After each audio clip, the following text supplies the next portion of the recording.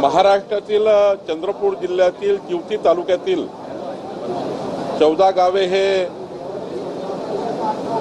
तेलंगणा आणि महाराष्ट्र बाउंड्रीवर आहे आणि ही 14ही गावं महाराष्ट्राच्या जमाबंदी आयुक्ताच्या रेकॉर्डप्रमाणे ही सर्व गावं महाराष्ट्राची आहेत।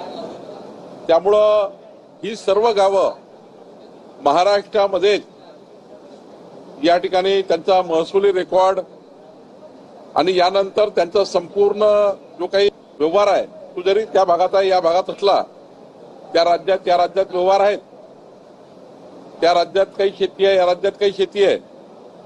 त्यामुळं गावाचं जे गावठाण आहे ते महाराष्ट्रामध्येच राहील याबद्दलची कारवाई आम्ही चालू केलेली आहे आणि याबद्दलचा पुरावा रेकॉर्ड आमच्याकडे आहे आणि त्याची नोंद आता महाराष्ट्र शासनाने घेतली आहे। सर नेमका याच्यामध्ये एक मिनिट त्याच्यामध्ये प्रश्न असा आहे की त्या गावांमध्ये मतदार असेल किंवा दोन्हीकडे त्यांना मतदान काय करू शकतात आहे? 100% महाराष्ट्राचे मतदार आहेत। 14ही गावातले नागरिक आणि महाराष्ट्रातच मतदान करतील। ग्रामपंचायती, जिल्हा परिषद, पंचायत समित्या, स्थानिक स्वराज्य संस्था निवडणुकीमध्ये सुद्धा त्या ग्रामपंचायतचाच त्या ठिकाणी ज्या आहेत त्या महाराष्ट्राचाच भाग राहणार आहे। त्यामुळे यामध्ये काही कन्फ्युजन नाही।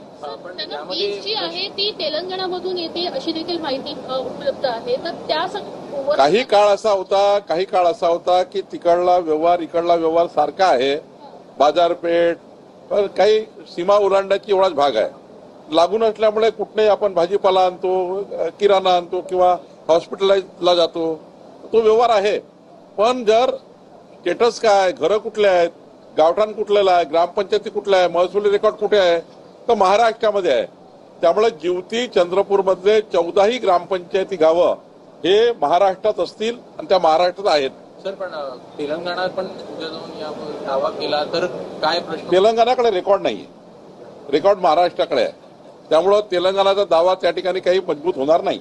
समाविष्ट झाले असं म्हणायचं की समाविष्ट करण्याची प्रक्रिया जवळपास झाली आहे। लवकरच त्याचा आम्ही अंतिम निर्णय करू।